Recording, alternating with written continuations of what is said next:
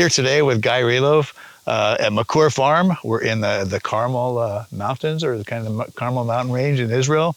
And Guy is an organic, all-natural farmer that just believes and knows that he is to care for and bring the best out of the land, that God has placed us here to make a difference and to bring forth life. And I don't know anybody I've met that has such a passion for bringing forth life and goodness out of the land of Israel.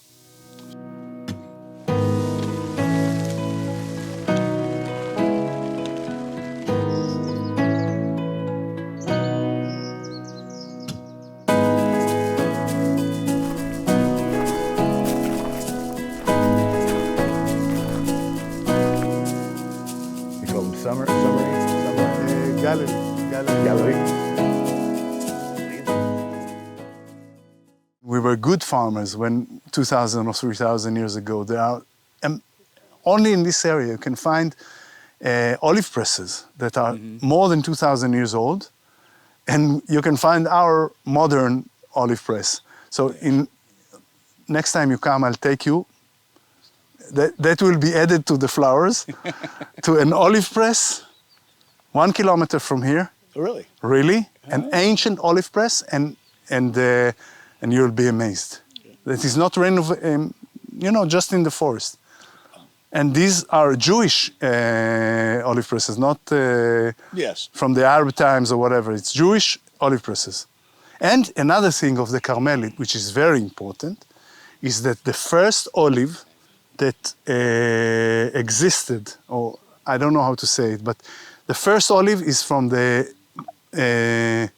first olive that was discovered, which is 7,000 years old, was discovered in the Carmel Mountains, 6 kilometers from here, in Nahal Oren. And I sent you an article about it. Yes, I did. I don't know if you read it. Yes, I did read it. Okay, but it's an amazing story. And the first olive press is near Atlit, which is 7 kilometers from here. And now it's a Neolithic, from the Neolithic time. It's 7,000 years old, and it's underwater. It's something like 20 meters below sea level, because 7,000 years ago it was above sea level. And they found pits of olives from 7,000 years ago, which they dated. So the first olives on the Carmel, worldwide, not before Gachmanim in Jerusalem, before anything. And it's, you saw this research. It was researched, yeah. And the first olive and the third olive press is 6-7 kilometers from here. And you have these trees around you, which proves that the olive industry existed here 2,000 years ago. And it's a continuity of tradition. And for me, this is the most important part, the continuity of tradition, because Israel, the land of Israel, was an agricultural land. And the Bible, our religion, our tradition, our culture, all of this started from agriculture. It didn't start from industry. It started from agriculture. And the values, and you have the 3 regalim, Sukkot, Pesach, and Shavuot, which you go to the temple. These are agriculture holidays. These are not, and the whole culture, and that's why I love Judaism, apart from the fact that I'm a Jew, is that it's so much related to agriculture. The whole community was farmers, shepherds, farmers, all those communities. It's an agriculture community, it's agriculture, culture, and tradition and religion, the whole combination together with modern agriculture in Israel today, making olives and olive oil. Well, you've taken it all the way back to the land. There's that modern aspect, but you saw something more in the land. Your heart is in the land. My heart is in the land, but I also respect the land, and I respect the soil. And that's why I'm organic, because I think that you can't poison the soil, especially the soil of the land of Israel. You can grow modern olives and other crops without polluting it with chemicals and fertilizers and insecticides and herbicides. And that's what we do in Makura for the last 33 years and 34 years. We are focusing on healthy soil and environment agriculture, doing it modernly.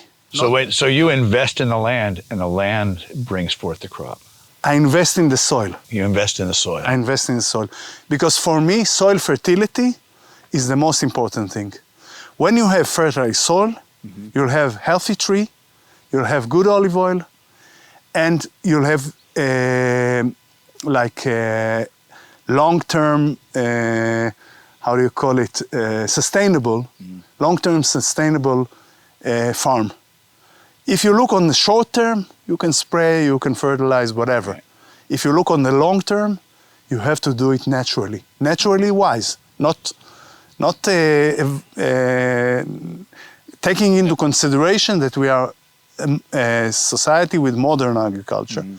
But modern agriculture doesn't mean that you have to poison. Not the soil, not the fruits with spraying on the trees, and fertilizing herbicides is awful. You can see on this area, you can see how everything is green. It's a living soil. It's something alive. It's not something dead. And when you have something alive, it also produces something good as a product. That's the real relation between the soil and the product. And that's I think that's the way to make agriculture, even in modern times. Well, I have to say, when we tasted your olive oil, some of the best I've ever had. And we get olive oil from all over the world. I mean, we've been working olive oil for many years, but it is top of the line, some of the best of the best. And I appreciate what you've done, what you've accomplished here. You can taste it. It's there. We're small producers, but we give our heart into it, and the soil gives it. We can't take all of it for granted. The soil returns it. It returns it. It returns your investment, your heart, your hard work. You're caring for. Weren't we supposed to be caretakers for God's creation and His earth? And for the next generations, because Israel is not only for me. You know, they say in Israel, when you plant vegetables, you plant for yourself. Yes. When you plant trees, and especially olive trees, you care for your grandchildren. You care for the next generations, not even generation. And an olive tree takes time to bear fruit, and it's not an easy crop, and it suffers from different things. So when you give your heart into it, and you see the continuity of the Jewish settlement in Israel for a long term, then things are made well. Yes. How old are these trees? We were talking that? Something like 700 years ago, but their roots are older. Because what happens with olives is usually that every 300-400 years, a little bit more, the upper part dies, and then it starts to regrow again. And that's why you have in Israel trees that are more than 2,000 years old. So they really saw Jesus and David and whatever, yeah. And and you can't kill an olive tree, even if you try hard. It's a tree that is rooted, like we have to be in our land. Rooted, focused on the mission and farmers.